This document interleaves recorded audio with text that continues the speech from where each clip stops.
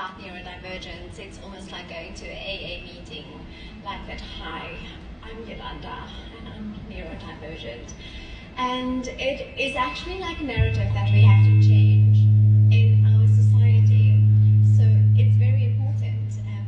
In the medical field, we, as mentioned earlier today as well, it is a disorder, hyperactivity attention deficit disorder. Whenever we work with auditory processing, it is auditory processing disorder. Whenever we work with dyslexia, it is specific learning disorder. And everything, all the focus is just like all the time on disorder. But what we actually do not realize is that it is a different ability. And in the world, I think it is important that we need to change the narrative that it's not a medical deficit, it is a different ability. So whenever we used to work with like neurodivergence, barriers to learning, people always focus on, oh, you can't do that, oh, you struggle with reading, oh, you can't do that. Like the schools are telling us all the things that we can't do. But the gift is actually that your brain works differently. It is a different ability. And I'm so fortunate to be able in the educational field where we do not see all these barriers to learning as disorders. We see them as different abilities.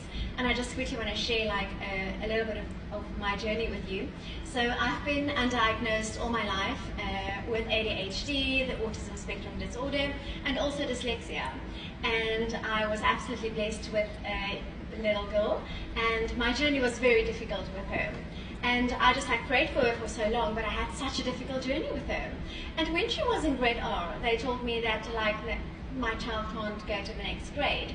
And I had to fight for her, and I had to stand up and say, like, you know what, because my child is struggling with like basic things, but you do have the intelligence, you cannot just like fail her.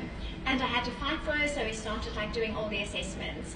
And so officially my child went to 16 different professionals in her life. And in grade 1, they told me that my child will never ever cope in mainstream.